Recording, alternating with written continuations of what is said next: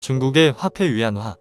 중국은 세계 경제 규모 2위에 달하는 경제대국입니다. 예전 냉전시대 때 미국과 소련 이 두 국가가 세계의 패권을 가졌던 것처럼 중국은 미국과 함께 세계 패권을 나눠 가지기 위해 계속해서 자신들의 힘을 키워가고 있습니다. 하지만 자본주의 세계가 주를 이루고 있는 현 국제 세계에서 패권을 쥐기 위해서는 자기 국가의 화폐의 영향력이 강해야 합니다. 미국의 화폐인 달러가 지금 그 힘을 쥐고 있고 그것을 중국이 차지를 하려고 합니다. 기축통화라고 불리는 화폐가 4개가 있는데요.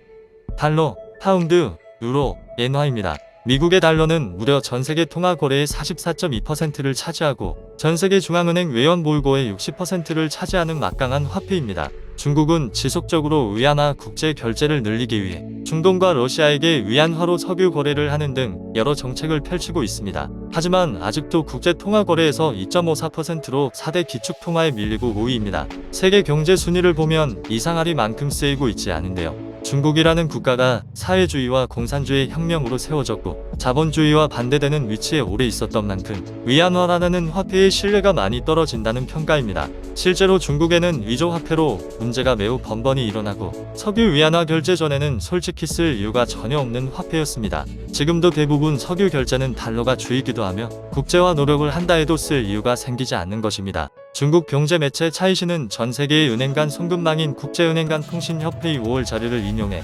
위안화의 국제 결제 비중이 2.54%로 5위였다고 전했습니다. 미 달러화는 42.60%, 유로화는 31.70%, 영국 파운드화는 6.47%, 일본 엔화는 3.11%, 4월보다는 상승했다고 중국 매체에서 보도하였습니다. 작년 2022년에는 3.2%로 세계 4위에 잠깐 머물기도 하였습니다만 다시 하락세로 올해 1월 1.91%로 최저점 그리고 조금씩 다시 상승을 보이며 현재 2.54%입니다. 우크라이나, 러시아 전쟁으로 러시아의 주요 은행이 서방의 제재로 국제통신망 스위프트에서 제외되자 중국과 러시아가 합의하에 자국 화폐로 원자재 교역을 했습니다. 그러면서 중국의 스위프트라 할 수 있는 중국 국경 간 위안화 지급 시스템의 총결제 규모는 지난해 96조 7천억 위안으로 전년 대비 21.5% 상승했습니다. 지난해 중국이 러시아에서 구입한 원자재 금액은 880억 달러로 52% 증가했고 모두 위안화로 결제되었습니다. 이 때문에 작년에 위안화 국제 거래량이 늘어났던 것입니다.